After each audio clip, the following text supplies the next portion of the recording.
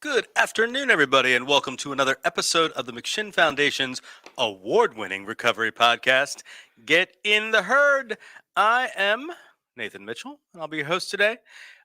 We have a special guest with us today. We've got John Pait with us here. He is a participant, a peer leader, a house leader, a cheerleader, a No. recovery coach, Yeah. a driver, and you've most recently completed your peer recovery specialist Training. training, and you're working on some hours. So, Yes.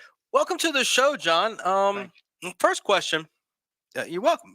My first question is, well, first of all, I forgot to mention this too. Hello over there to Justin B, whose last Hi. name I never want to say because it's always weird, and to Pat Jones How over is it here. always weird? Because we're weird people. I'm weird, and Pat Jones over here. Before we get started, though, do you want to say something? Did you want to say something? I saw that. Did I want to say Yeah, something? you had something. I mean, I always want to say something, but this is your ball game. We need to have the camera on you. We do. Well, Well, we we'll get another camera. we need cameras, and we also need computers. Computers. Yes, and Yes, those we do. things cost money. Money. Well, so that's a good point. All right. Well, John Pait over here, our guest today. Welcome to the show, John. Question for you: What did you do to find McShin? How did you find the McShin Foundation? Um, well, I'm an alcoholic, and do I need to go back and explain? Well, the way I Yeah. found it was I spent, I don't know, a year and 3 months basically drinking every Mm. single day. It reached a point where I ended up in a hospital for 10 days. During that time, my sister, who is from Richmond, began the process of looking for a place for me to get some rehabilitation, some treatment. Originally, I was scheduled to go to a facility in Greensboro, North Carolina. And I came here on a Thursday. Friday morning, I was supposed to have my final telephone interview with the people. We're fancy here now, right? Yeah. with whoever it was. I don't even remember exactly who it was. And before I made the call, I got a hernia. This is all really weird. I had a hernia, but it was a hernia that had to be fixed. So Monday I had surgery. They would not take me. I came here on a Thursday. My sister got a recommendation from a friend to try McShin. Came here, met with Joyce, met with Jesse, and they let me in on Thursday, And that was May 6th. after the surgery? Yes. Okay. The surgery was Monday, and I came in on a Thursday. Yeah, you were pretty beat up when you got here. Yes. Yeah, in fact, Patrick was just showing me a picture of you in your first couple of days. Or was it Patrick or it was Pat. I remember when you got I remember when you got here and I saw you versus now. I didn't make the connection that it was the same person until like a couple of weeks ago. You have a photograph of that? I do not. You do? He does. Burn it. And by he, I mean Patrick. well, it's on his phone. Oh, okay. Yeah, Yeah. but It- he's not going to burn his phone. He says, "No, we're looking at it. I think there's a picture that you're in. I should say it's not a Yeah. picture of you per se. Yeah.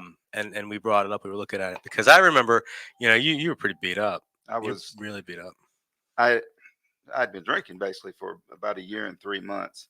I hadn't had a haircut in probably 7 or 8 months. I weighed 130 some pounds, all kinds of physical problems. And since then, I've had 2 surgeries, a lot of physical therapy, a lot of doctors. If you need a doctor, let me know. I can find you one somewhere out there. But it took a lot of work to get the physical part straight. But it was a tough 3 months. It took about 3 months to get where physically I could Hmm. feel normal. Feel normal. And you said you got here in May, the beginning I of got May. here May 6th. I actually went into the hospital on April 20th Okay. and spent 10 days there detoxing or checking for other health issues, et cetera, et cetera. Hmm. So, And May 6th was a Thursday. You said, yes. yeah, that was that's funny because that's the first week Justin and I that was the first week we were together as a team doing the show. And I know that because I was just looking at it earlier today. Interesting. Yeah, it's a coincidence. Coincidence, or are you the reason for our success? No. No. No. Well, so walk through the story because okay, so you got here in May.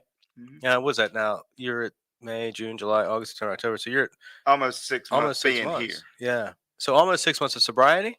here. 6 months was the 20th of this month. I had my 6 month tag. Awesome. Congratulations. Yeah. Yeah. So with that, obviously you had medical issues. When you got here, you went through our intensive 28-day program. Yes. Yeah. What did you get from that? Like what was your experience with that? What are your thoughts on that? Yeah. Who was the house leader at the time? Mike B. Mike. Oh, Mike was okay. Yeah, Yeah. Mike. And the first thing was that I really was barely able to walk, and so I had to walk from I don't know where I'm pointing. Had to walk from Scott House over here, and that was intimidating. But I had this really neat roommate. His name was T, and he also had some health issues. And the main thing I remember about that is how nice he was and how we laughed the whole time. Okay. And it was a very stressful time. It's very difficult to go from I'm 60 years old. I'd lived by myself for years, and all of a sudden I'm in a house with 10 people. Yeah. And most of them much younger. But Mike made it very helpful, and it's hard, it's tough, but at the end of it, I look back and I say that's exactly what I needed. I didn't need a telephone. I didn't need a TV. I didn't need all the comforts of home. I needed to get away from all of that and to really begin working on something because I'm 60. If I don't do this now, Mhm. it's not going to end up good. So that separation of that 28-day period was really good for me. I don't look at it as isolation anymore. I look at it as more like a concentration. It's every day. It's groups, it's groups, it's groups, it's groups, it's meetings. Mhm. And then you go home and you do 10 step and you're in the same building with the same 10 people over and over and over, and you argue and you fuss and then you have fun And laugh. and you laugh. Yeah. And it for me it was a really good experience. But I will say that after 21 days, I was absolutely ready to go home. And I woke up that morning and we had a new house leader, Kevin. And Kevin made some very small comment and I became very angry. do you want to tell us about it? Well, the comment was about a coat or something on a bed. I don't remember what it was. And it wasn't the comment. It was me. I was angry. I was mad. I wanted to go home. And there were some F words that were in there. But it just so happened I was supposed to meet with my brother-in-law that day here in the building for a completely different matter. He was coming to meet with me. And I walked in the room, and if I remember right, there was Cricket, Mo, Matt G, and my brother-in-law. And I made it very clear that I wanted to leave right then, get me out of here. So we're talking, let's right around the end of May. Yeah. And I don't know how I would have gotten anywhere. The truck was 150 miles away. But they understood, and I've since come to learn that they had an idea that I wasn't happy. And when I said I want to leave now, Cricket and Mo got together and moved me to Clark House, and they convinced me to stay. I can't remember if it was a week or 2 weeks. I don't remember all the details, but I stayed, and I still credit that as one of the points where someone saved my life. Yeah. And that's what happened. And because if I'd have left that day, I know exactly what I would have done. I'd have found a way to get to my truck and get somewhere, and I probably wouldn't be here. I really believe that. What changed? What changed moving to Clark to the so for anybody listening, it's the change of the intensive house where you're more, you have you're almost, what's a way to describe it, guys? They're not forced, but because there are no bars and no locks, but you're with a group of people all day. Yeah, It's Yeah, very it's structured. structured, Yeah, control. Well, not I don't want to say controlled, but yeah. It's a much more structured environment. So yeah, when you leave that structured environment in McShin and move into a step-up house, sometimes that can be really intimidating because you get a lot of freedom. And if you move up to like Clark House, which is the kind of the like a almost like a 3/4 step house up house, just because of its location here next to the church. But many of the guys, are many. That tends to be the next house for a lot of yeah. people. Or in your situation, like, okay, it's not quite working out in Scott House. Let's see where you are, going into that house. So Yeah. what changed over there? Well, I still stayed in the program, Yeah, yeah. and I do want to say this: Kevin and I have since made up our differences, Imagine and that, and huh? and very and get along very well. It didn't happen overnight, Mm, but as things changed in my progress, I was able to accept the fact that I wasn't mad at Kevin. I mhm. was mad at everything else going on. But I don't know. I can't point a finger at Clark House, but I was still in the program. I was still coming every day. I just Okay. slept over there, and I didn't watch TV because I've kind of given up on TV. And but I had a different house leader, and in my mind at that time, that was a good thing. Mhm. Um, because and for some reason it just worked. But it it's fascinating to me that they saw a problem and they found a solution. Yeah, yeah, And because otherwise yeah. I wasn't hanging around. That is one of the benefits of having like so many houses Yeah. and being able to do that, to be flexible and to get into that solution. That's my experience too. It's like Yeah. realizing that the people around here, it's like, all right, we know what the problem is. Let's get to the Yeah. solution. And we could sit here and talk about that problem all day long, but that doesn't really help anybody. No. And that is a beautiful thing. It's a good team too. You're talking Cricket, Jesse, Mo, Matt G in the Yeah. room there together. So cricket especially, I guess, and Jesse too. Um, so you moved into Clark House. You finished the next, I guess, what, 7 days or so in the program, and then once you're turned loose off the program, what happened next? What happened after the program was done? Well, let's back up 1 second. Put Sure. another name in there, Joyce. And Joyce, When I okay. came in that day to come into the program, and I say it's May 6th, but my mind's clear whether it's Wednesday or Thursday. You can go look it up. But when I sat down in the room, um, there were questions as to whether they would actually let me in because of my physical condition. Could I take care of myself? And I Ah, understand okay. that now. And so there was a discussion as to whether I could actually do it. And she became my advocate, she and my sister, and said, yes, we can do this. We can do this. So I did want to back up and put her in there also, because Yeah, if she doesn't do that, where do I go next? yeah. So it's very good. But um, when I was done with the 28 days, um, I took, I really took a week off. I basically didn't do a whole lot. In all honesty, I didn't go to a lot of meetings like I should. Didn't do much of what I should. And then I realized, okay. And I just started. I said, I got my brother-in-law and I talked, and he said, well, you need to plan your day. So I planned my day, continuing to come to group meetings.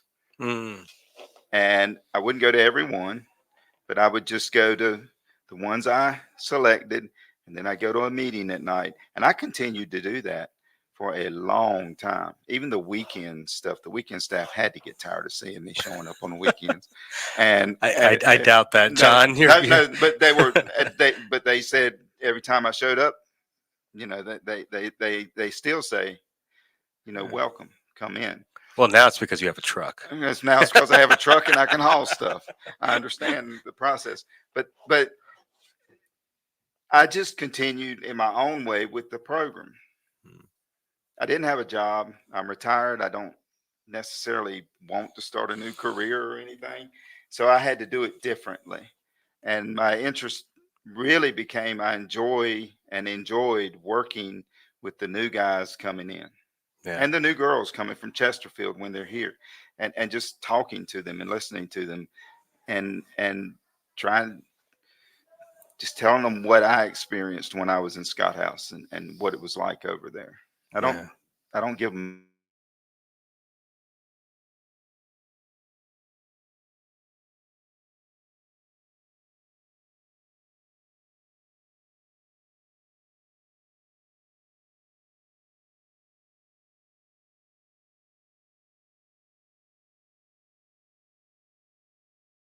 And I said you'd recently taken the peer recovery specialist training, Yes. and you're working on those 500 volunteer hours that are necessary to get Yeah. that training, to get that certification. Um, what made you think, hey, you know what? I want to get that. I want to do that training. Somewhere along the line, I kept hearing the phrase "give it back" Mm, or something along the something in paraphrasing a little bit, the idea that you should give it back.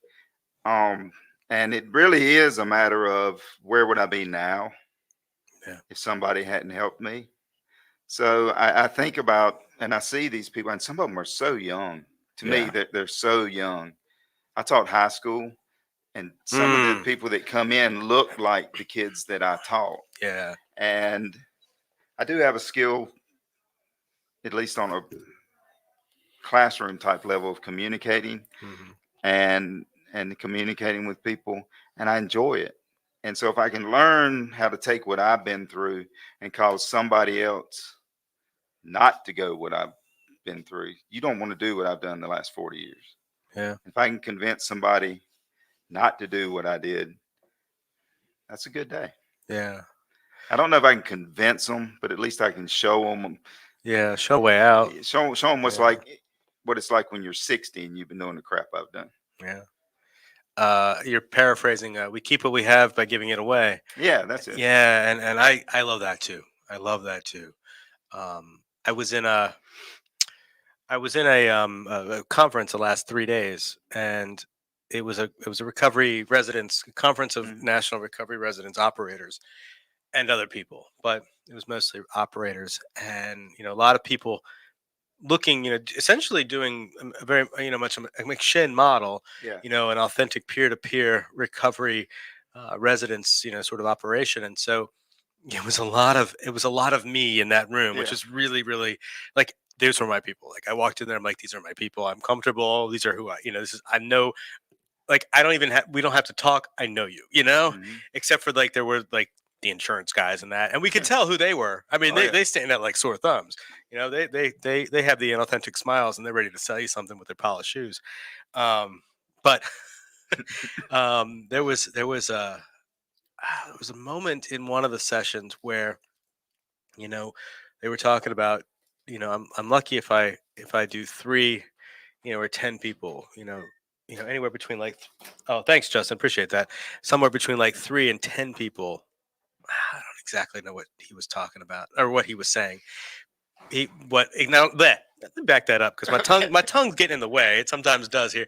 But they were talking essentially that we're lucky if we can reach and have a solid impact on like 3 to 10 people. Yeah. Like I don't know why that's such a broad range, but that's what he said. And but the multiplicative power of that, or Yeah. is that the word I'm looking for? The power of, okay, those 3 people help another 3 people, and those Mhm. it's essentially setting up a pyramid scheme. Or and that's the coolest thing about that. It's like I do things for people, and well, not because people did it for me, but they did. I mean, people Yeah. did all kinds of things for me. But I do things now, and I don't expect the recognition. I don't even really want it most of the time. Um, and I see other people do that for the next person and the next Mhm. person, and that is the coolest thing in the world to me. That is the coolest thing about what this does, because I know where I was. It wasn't that long ago, Yeah. and I get little weird reminders of it every once in a while. I'll get like a big giant flash of a trigger, or Yeah. like I got triggered big time yesterday, in fact, and even just before the show when we were in there listening to music, like there's some neat things I did in my life. Before that's all right. I do it all the time. Just Okay. knock the thing around, right? There was some really cool things I did in my life. Like my active addiction was really severe, Mhm. and there were parts of my life that I really still love about what was happening during that time or right before that time. And so parts of that haven't come back to me yet. you know, and some of it may never come back. I mean, I'm not going to be 25 again, but there were some things that I, I'm like, okay, maybe I want to start adding things back into my Mhm. life, and or figuring out why that's bothering me that I haven't, what is it? This is more work to do, right? And I had that moment just a little while ago. For you, you were a teacher for a long time. Yeah, How long were you a teacher? 31 years. Wow. You taught high school English? Yes, Ain't that I said that on purpose. I know. Ain't that funny? Um, what do you miss it? Yes, Do you? yeah. Yeah. I was. I really enjoyed teaching. Yeah. I was very fortunate to have two really good schools I taught in. One for about 5 years, one for the remainder of my career. And I was one of those people who didn't go to the faculty lounge and listen to people bitch all the time. I I I, I s- hung around with teachers who really knew how to teach. Eventually, I figured out it's one thing to be popular, but it's another Yes. thing to really teach. And Yeah. if you really teach, they really appreciate it. And so, but I honestly enjoyed teaching until the last 5 years when my addiction began to really take over. Yeah. And I can tell you a little bit how it worked at times, or almost every week. Um, I would go home. I'd get up on Monday morning or Tuesday hungover, really hungover, and I'd go to work Monday or Tuesday. Monday or Tuesday, Wow. and I would go to work. And then the first day, you're just hungover and you're worthless. Yeah. And this is at the end, and then on Wednesday, if I got up on Monday, then by Wednesday or Thursday, I'm already thinking about Friday. I would even go so far sometimes to buy beer and put it in the refrigerator and not drink it. It's like a reward. Yeah, and then Uh, come back the next day with more. And by Friday afternoon, when I'd start cleaning my house, this is the weirdest trigger ever. I'm cleaning my house. That's when I'd start drinking again. mm, mm, And then it just kept manifesting. It kept going and going and going. Sometimes it was Tuesday, Wednesday. Sometimes it was Thursday or Friday before I'd stop. And that destroyed the last 5 years of my career. It just it robbed me of those 5 years when I really could have gotten more out of it. yeah. But I really did like teaching. Yeah. The peer recovery specialist training and the Hmm. certification, when you get that, um, what do you see doing with that? Do you have an idea? I mean, obviously, there's I say that, and I know it's a broad thing. We get to do broad things, and but there are niches. We can find our niche, and you have a very specific set of skills in addition to Yeah, these other recovery skills. But these are very specific skill sets yeah, that can help a lot of people. The young folk, they get here and maybe haven't finished, uh, high school or they're yeah. working on, GEDs and whatnot. I mean, there's a lot of opportunity for that. So, what do you want to do with that? I haven't really narrowed it down um, because I'm still new at this. Yeah. This is my 6th month. I'm 6 months. I drank 40 years. This is six Mm. months. It's just tiny, tiny little bit. You mean the change wasn't overnight? Suddenly you're No, perfect and fine and fabulous and no, everything's great. no. I woke up Sunday morning. I don't know what it was. I was just kind of angry at the world Uh huh. and spent Sunday angry. I like. You know what I like I is mean, that we talked. that's what Yeah. I did.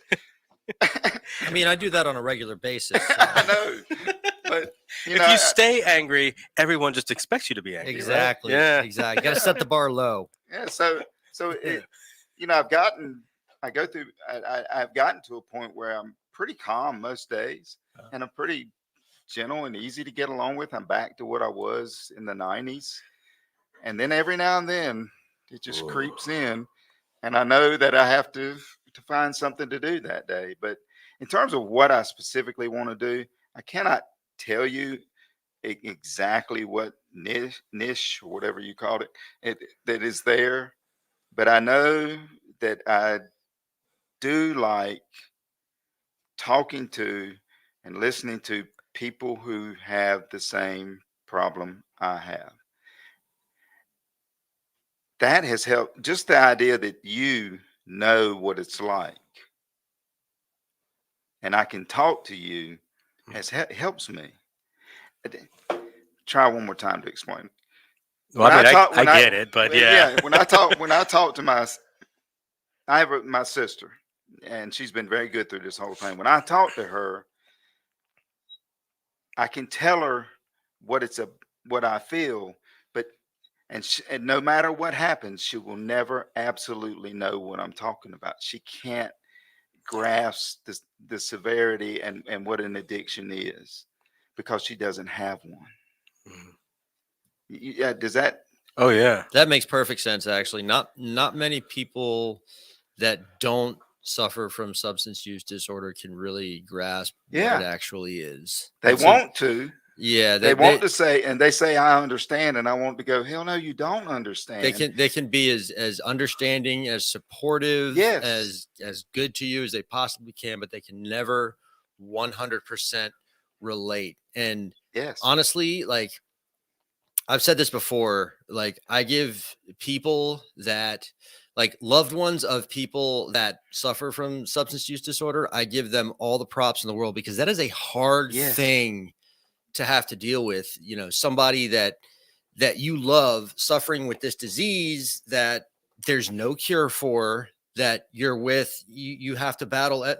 Like those people are rock stars in my opinion. Yeah. You know, it's like my parents, my girlfriend, you know, like some of my friends outside of the recovery community, like those people are absolute rock stars. Like, Yeah. like to be able to put up with something that they just can't, regardless of how hard they try, to be able to put up with something that they can't Exactly fully grasp. Like yeah, that's it's not like a like we know what happens when someone has cancer, you know, Yeah. like tumors grow, like things like that happen. But with this, it's with the mental illness aspect of it going on in your head, like you can't, yeah, I don't know how to explain that Well, any further. when You know? in August I had colon surgery. Mhm. They found a polyp, and they had to remove part of my colon. And my sister was with me every step of the way, and she understood that perfectly. Right. She knew Right. what they were talking about. Yeah. And it was a process. You diagnose it, you treat it, and it's over. Yeah. And she and I hope she doesn't get angry. She doesn't get angry with me anymore, but I hope. But she can see the diagnosis and see the treatment. But I just can't explain to her Yeah. what it feels like. There is a great quote, and I'll find it and I'll read it if you don't mind. Please. If I can find it quickly. Well, that's okay. I mean, Well, yeah. But because while I'm looking, my addiction I was an isolated drinker. yeah. I was a completely isolated drinker. Yeah. I had friends. I love music. I love live music. Me Different too, music dude. than you, but I still love the concept of going to a small venue and seeing a band play. Yeah. Yeah. And we would go to these venues and watch these bands, and he would drink his Pabst Blue Ribbon and he'd have a blast. And I was a designated driver. Ooh. He never saw me drink 20 years, 10, 15, 20 years. He's never seen me drink. Right. But I would go home, cut on YouTube, watch the band, and drink by myself. That's the type of drinker Oof. I was. Yeah. And I'm still not finding this, and it's going to drive me crazy. So please ask another question while No, keep but, looking. But yeah. the point is,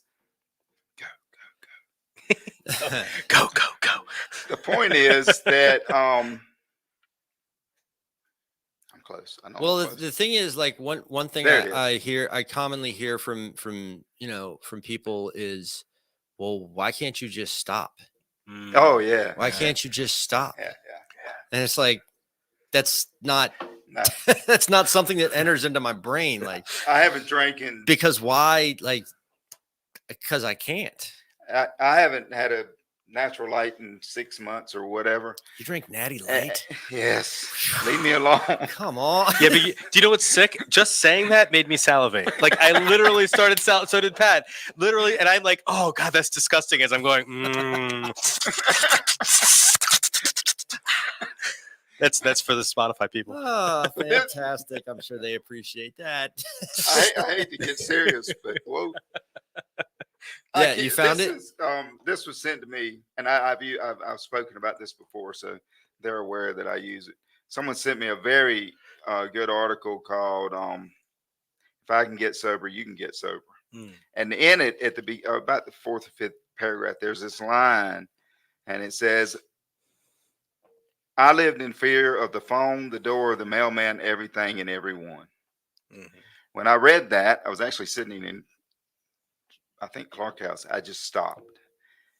And that's the closest explanation that I've been able to explain how I felt when I was drinking. And I went on to say this line could only be written by someone who understands the isolation and loneliness I felt, because that's what it was. I was afraid someone would knock on the door and I'd have to answer it, or the phone would ring. And it just reached, I just didn't want to do that anymore. Now, I drank to a point where I physically couldn't get out of bed. And some of this is hard to talk about. But on on April 20th, April 19th, I decided to stay in bed, and whatever happened was going to happen. I hadn't eaten probably in 3 or 4 weeks.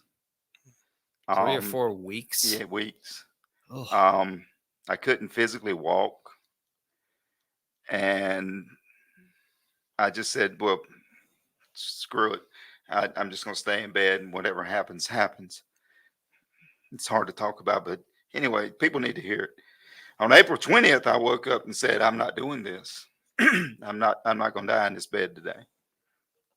And I called 911, and they actually broke into my house. And this girl came in my room, a woman. I'm sorry, she's a woman.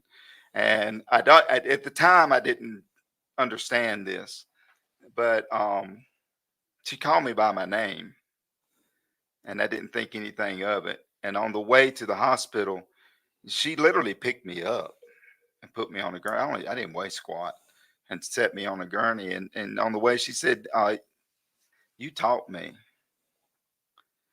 And I still don't know her name. I still can't remember what she said her name was, but she said, "You taught me." Oh, wow. At the moment, I didn't think about it. I was probably embarrassed, but a couple months ago, I was talking to someone here, and I said, I taught her so she could be an EMT, so she could help me. Mm-hmm. Wow, thank you. That's when the spiritual part of it started. That's when I quit thinking about my physical achievements. It's not my legs working. I know we talked about it at the beginning, but when I tell my story now, that's when I stopped talking about the physical. I just did what the doctors and the physical therapist said. Now I've got 6 months in, really 3 months in, because the first 3 months was purely physical.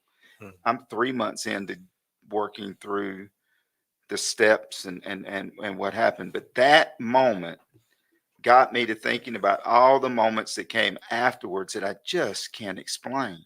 The hernia, the people helping. I could go through them, but at that moment, to me, I will remember that the rest of my life as the ultimate giving back. I gave to her, and she gave back to me. That's why I get emotional. That's intense shit, dude. Yeah. Really. Yeah. And I could tell you, I think everybody that comes through McShin has a story like that. And they also have stories while they're here. There are things that have happened here. The people this person sending this little quote, and it just catching my eye. Now I remember it every day. I think about that because I do not want to wake up like I felt on April 20th, not 2021. Yeah. I do not want ever to feel that way physically, emotionally, spiritually ever again. And the beautiful thing is you don't have to. I don't have to. I might. I'm just one natural light away from doing it all again, even though you don't like natural light. Hey, I could say that I'm one natural light away from doing it all over again. Yeah. I think everybody in this room could say that. I mean, I think I'm more of a Manhattan away, but well, Michelob was my my. Yeah, but I don't know why I ended up on natural light, but I did. But I tell that story a lot recently in the last couple months, especially groups and stuff. I think Pat's been in groups. I've told that story, and I can tell it better now, but it still gets me. Yeah, it still gets me. And I want to find that girl's name. Also, I woke up, and this is a funny one. I woke up at 4:30 in the morning, and they ultrasounded me. You know the way they do, and I looked up, and this little lady said, "Hey, Mr. Pate," right in front of my face, and I had taught her also. Are we okay? Yeah, we're good. Am I missing something? Oh no, he was trying to get Pat's attention, and then I was trying to get Pat's attention to Justin. I'm sorry, John. Just look up and go, Pat. just do it like that. Anyway, you can move on now. No. Please, I missed the funny part of the story because I was looking at Pat's face. No, I was just saying I wake up at 4:30 in the morning, and there's another person I taught looking at me. Wow. And she's ultrasounding me. I don't know what they were doing. Well, it sounds like you were a pretty damn good teacher. I was, but a lousy patient. Well, I mean, I was an angry man. I hear you there. You have Honesty Liller. We know who is Honesty Liller? She's somebody. I think didn't she? No, that wasn't. No, she. Last time I saw her, she had like pink hair. She's our chief executive officer. Yes. CEO McShin. John is awesome. She says. Thank you for helping with all the tours.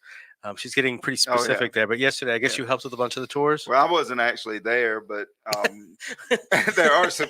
She did come the other day. Oh, on Friday. Yeah. Oh, I mean on Saturday. Whatever day. Whenever I don't know. People from Florida. I don't know what day it was. But yes, we are always ready for tours. Always ready for tours. Yes. Open and yesterday we had a whole bunch and I guess I had to do a group, so I didn't get you had. What did you do? I preferred to do a group. Yeah. What'd you do? Pathways. Pathways. Okay. And talked about well, that's actually a good place to pivot right now. So Okay. Pathways of recovery, and so you talk a little bit about 12 steps, and you don't have to share, and I realize anonymity and everything too, but there's we are not. I'm a person who is in a 12-step fellowship, but I don't represent any. I don't represent a specific fellowship, but I will talk openly about my experience within that fellowship, and you can judge for yourself whether or not that breaks anonymity. I don't care. But for you, do you want to talk about your pathway at all? Yeah, I started. I had a bad start. I did it too quickly. I got a sponsor, and I joined. And I thought about AA. I know you're an AA guy, and then I transitioned over to NA, and I think it's because it's more inclusive. I haven't really made up my mind why, and it doesn't matter why. Doesn't matter. I don't care why you're doing your pathway. You can do whatever you want as long as it keeps you from using. I keep hitting this thing. I mean, just beat the crap out of it. You know, just the goal is to break them so we get new ones. Exactly. we can do that, but no, I mean, so I chose it, and one of the good parts. This thing, I'm always playing with this thing. You're like a child. I am. I'm just gonna put a cat toy above like Nathan's head, just so he. But anyway, I sorry. don't even know what we were talking about. Pathways, NA. Well, one of the things about being in the program and all this other, and being here so long, because I've been right here at the church, is there are all these meetings every night. And you go to a lot of different meetings, and McShin has a lot of them, but also, and I would recommend this, is find some other meetings outside. And like I said, my first 3 months, it was all about getting well and all that crap. And then all that crap. I'm very proud of what I did, but we got to move on from it now. But now it's really about the recovery stuff. And the meetings I began to like, the NA meetings that I really like. I think I'm off topic here. Mhm. Are older. I want to hear people Mm. who've been clean a long time. And there is an AA meeting that I really like it, and they meet, and it's older. I hate to say older because I'm 60. But they are older, and they've been doing it a long time, and they know each other, and they understand each other. Mm. And when they talk, you damn well better listen. Mm. They are very welcoming, and I've been to other meetings out in Bon Air and other places, where you're sitting with people, and then they've been doing it 14, 15, whatever years, and that's where I am in meetings. But I also like meetings that people stay, and they participate. I'm getting to where I like the fellowship of meetings Mm-hmm. more. I'm kind of a loner. I'm very Mhm. quiet. I don't have 1,000 numbers on my phone or anything. Wait, you can do that? I don't know. You can get a phone and not have to put 1,000 numbers on it? Yeah, Is that something you can do? yeah. Wow. And I have a specific group of people that I'm very comfortable talking to, and I have a sponsor, and he is very good at listening. I think I freak him out because I don't call him every day, and I don't contact him all the time, and all of that. But we've come to this agreement that I kind of move at my own pace, Mm-hmm. and which has really gotten slow. But I don't know how to explain why I chose the pathway, except it works, and I like what's happening with it right now. And I learned, I made mistakes, and you make mistakes, and you go ahead. But after about 3 months, there were people looking at me going, "Are you ever actually going to do this?" I remember sitting in a group with Matt G one day. Yeah. Y'all know Matt, and this was after I was out of the program, and I just came in and sat down, and he just looked at me and said, um, "Tell me who you are and who's your sponsor." Mm. And I didn't have one. "Who's your home group?" I didn't have one. Mm. And then a few days later, somebody else said the same thing, and my paranoid brain said, "Oh, they're calling each other, and they're ganging up on me." But We're not that organized. no. So anyway, I don't know how to explain the pathway except it works, and I'm gonna keep going while it's working. Well, I like that, John, and you brought up the groups here. So to explain to people outside, who may not be completely familiar with the McShin model, we're a recovery community organization, which is to say that we provide. Well, we have recovery residences. We have 12, about to have 13 houses, and we have about 130 some odd beds. And then we have a center, and in that center we have programming all day long, and there's groups here that are recovery oriented, Yeah. usually mutual aid type groups, throughout the day. Now these aren't pathway groups, they're not AANA groups. um, they're groups that we facilitate. We have Yeah. different life lessons, and then there is an AA meeting here in the building every afternoon at noon, Monday through Friday, and then there's a different NA group. I think almost every day, if not Yeah. a couple times a day, throughout the building. But that isn't McShin.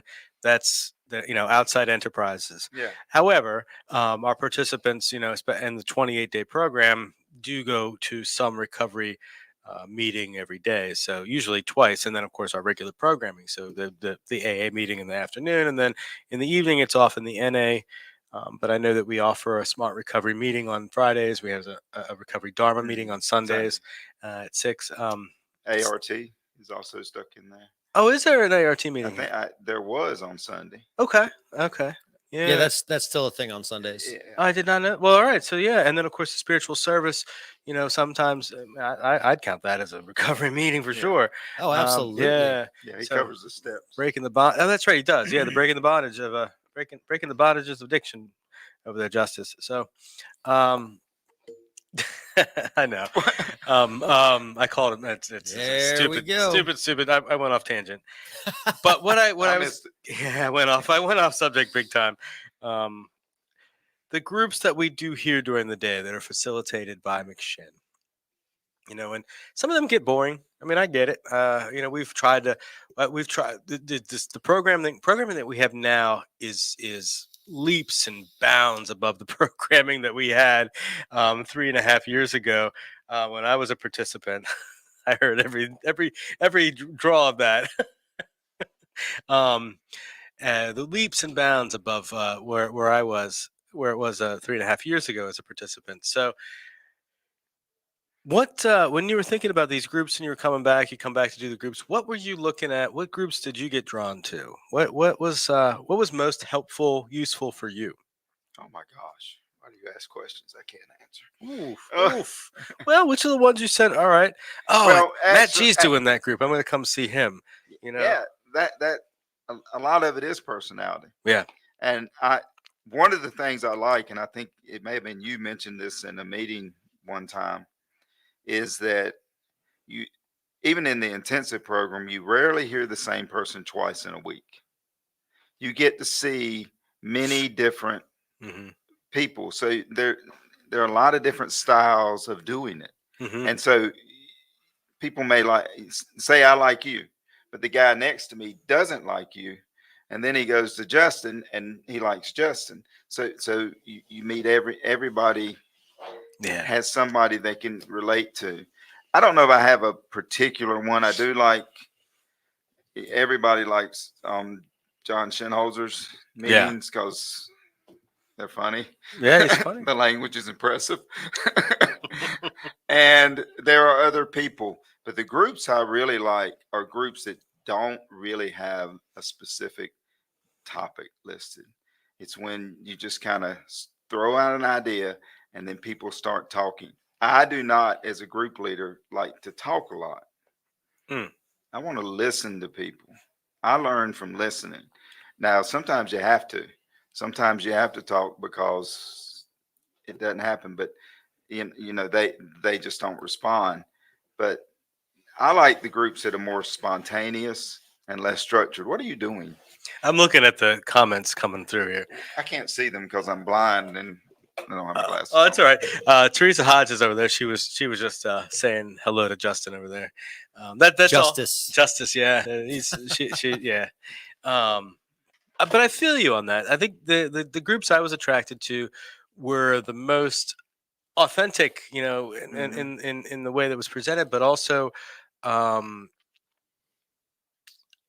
maybe not in a, like, okay, now we're going to talk about triggers, Yes. or now we're going to talk about recovery capital. Yes. Or that drives me crazy. Me too. I mean, I do like the recovery capital one though.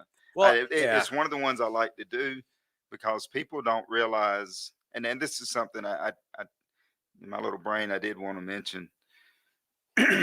One of our parts of our recovery capital, I think, are our talents. What we Okay. have is talents. Yeah. And we spend a lot of time bashing ourselves. Yeah. I mean, I can, if you want to sit here for the next day, I'll tell you all the crap I did that was bad in the last 5 years of teaching and how much money I lost, et cetera, et cetera, et cetera. And it's depressing sometimes to hear people talk about everything they did that was bad. But everybody has a talent and everybody has an accomplishment somewhere. Mm-hmm. There was a girl who's 19 and she's in the program. And even at that age, she has talents and accomplishments. And people need to focus on those positive things. That's part of their recovery. In my mind, that's part of their recovery capital is the things they have that are positive, the things that they can move forward with. I can't go back and change anything before April 20th. Mm-hmm. But the skill sets I have, which are debatable, I can communicate, I can read, I can teach a person something. And I have to remember it's not a classroom. It's not a classroom. Classrooms are not democracies. Okay. Okay. A group is a democracy where everyone is an equal. And I've tried to explain that to people that we're all the same. We're peers, which means we're on a level playing field. But I really wish when I do groups that people that the other peers would concentrate on what they do that's good, what they have that's positive. Because sometimes we get caught up in, you've done it probably, where you remember all the sorry stuff you did Oh and yeah. all the, there's a song that about the precious time I wasted. Yeah. And if you do that, you'll drive yourself absolutely crazy. So go back and think of some good things you did before you go to sleep, and then you'll feel better in the Well, morning. I like that, and I use I'd like to say that I do a kind of a 10th step every night, and I don't, um, but I guess I mean I kind of do. Um, I think going back though to the groups, right? Because that's where I had my thinking of this. Mhm, The challenge that I tend to when I run a group. mhm. Now, I mean, I like to do the orientation groups now. I've rebranded it as the McShin way. That's what we call that Wednesday morning group, and I've been playing with how I present that because really, this is we're just going to read a whole list of rules and that's it. Mhm. And no, I don't want to listen to that. I don't want to say that. I don't want to do that. And I think it is important to get um, uh, buy-in from our Yeah. participants. And I last week I had a sort of a revelation on how to approach the group, not just a comical take on what the rules are and why we do them, but I've been starting off the group with, all right, if you were going to build a recovery community organization and you're a person in recovery and you want to do this stuff, what are some of the things that you would put down, and so we would list a whole bunch of things, and then we go and we start looking at what the rules are and how they relate to, Mhm. community, which is often up there, and then honesty, some these basic things that are put up there. Respect got put up there today, and I like that. This is Nathan, um, and then I I run other groups, that may have a particular recovery capital group. The challenge for me is to get to that topic without necessarily telling them where I'm going, Yes. and get that from the group where we're going with that. Sometimes I do. I'll lead in with today we're going to talk about this and what does that mean? How does that relate to this? And then sometimes I just go way off. Yeah. Well, we go way off because I really love to get the talking going and get that going. There's a whole big training series of trainings I've been doing over the last year. Storytelling and narrative, public narrative, and it's part of advocacy work that I do. And so it's important. It's important as an advocate for recovery. And a lot of the skills are just basic communication Yes. skills. And so bringing that to down, well, not down a level, but to bringing it to where it's needed. Okay, so let's talk about what are we actually trying to do? How can we advocate effectively for ourselves in this form? Mhm. When I need to get to the doctor, I haven't gone to the grocery Yeah. store. I don't feel well today.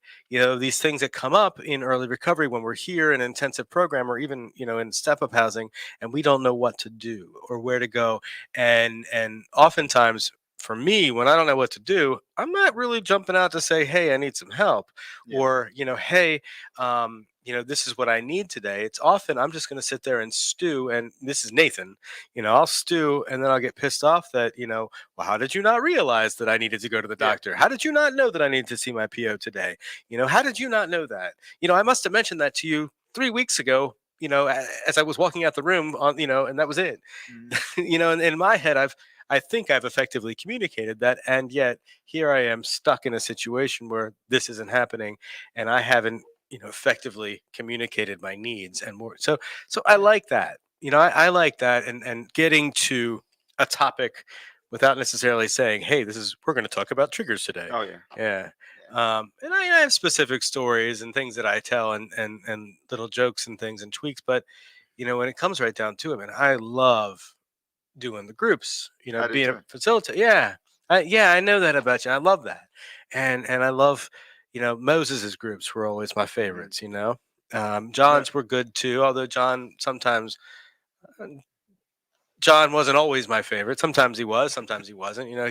He didn't, and there were things I was like, why not? Because I know better, you know, Yeah. right?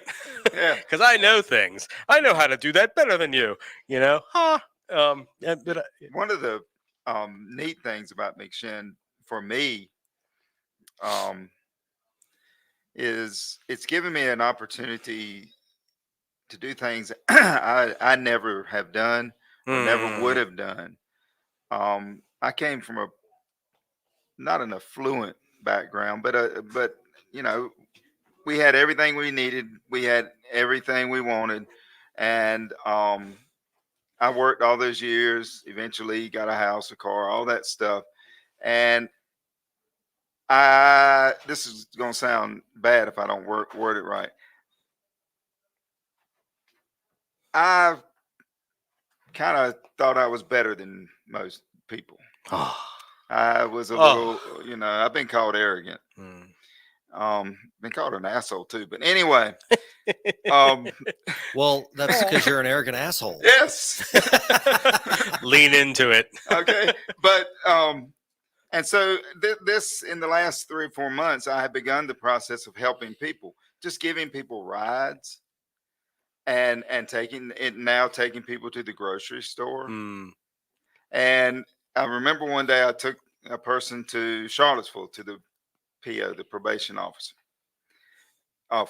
And I'm sitting there at 10 o'clock in the morning or whatever in a probation office with people that 2 years ago I would never have associated with, would not have come close to being near. Yeah. And I was happy in that probation office. Yeah. I was glad to be there. And that's when I realized I got a chance to do this. If I can just stay away from that one natural light. But if I can do that, because that is a transition for me. That's finding the me that I had in the 90s when I was a really good teacher. I felt I was a really good teacher. But that's kind of like where I am, doing things that are out of my lane, kind of. They're new to me. They're new to me now, but they weren't. I don't know how to explain, except I'm back. I'm coming back. I'm back. I'm coming back. Yeah. I like that. Yeah. And that's a good way to sort of segue into the end of this here, because in fact, we need to land the plane. I have I want to talk. I want to talk more, actually. This is, I'm sad that we have to say goodbye. John, real quick though, do you have anything you want to say to finish us off here? I'm back. I think I just said it. I like that. You know what? That's a really good one. Justin, my friend over there, you have anything you want to finish us off with? All right. Thank you so much. And wow. Huh. No, for real though, you, John, you look like a different person, honestly. I feel like a different person in here. Like I said before, I remember when you came in, and I just remember when you came in, and I was like, wow. And like I said, I didn't correlate that you were literally the same person. Yeah. Like I just, nice work. Well, thank McShin. I don't know what else to say. Nice work. Yeah, I do want to thank McShin, but I also want to thank my family, especially my sister's family and my mother and my sister and brother-in-law, who have just gone above and beyond to help me through this process. And that's something a lot of people don't have.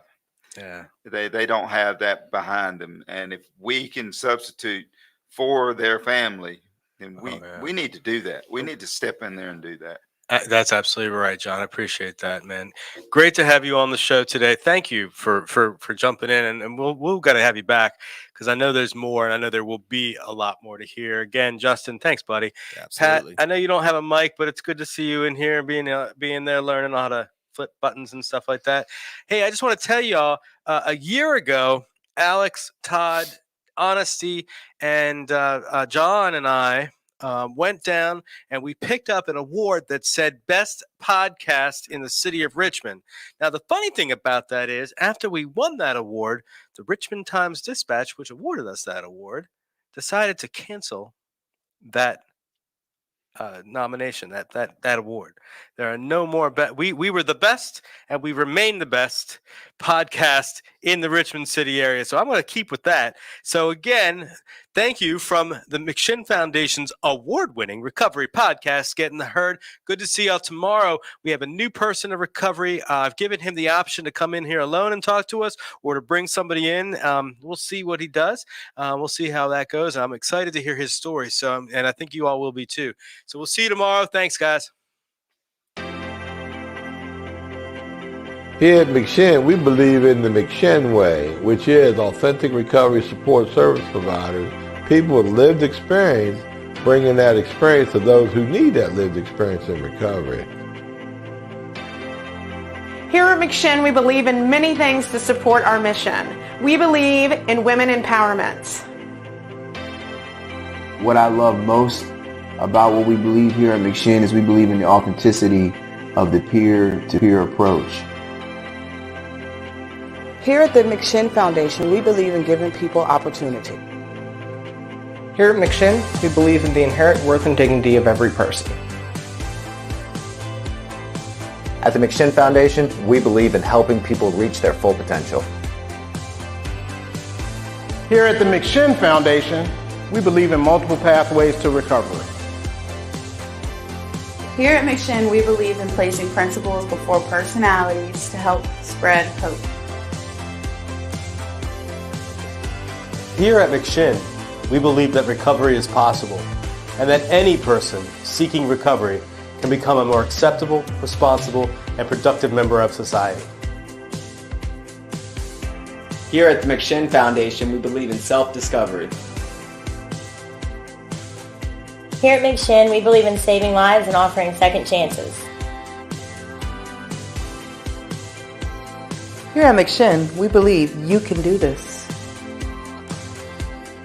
Here at McShin Foundation, we believe that we can only keep what we have by giving away, which is why we continue to help others like us seek and find recovery.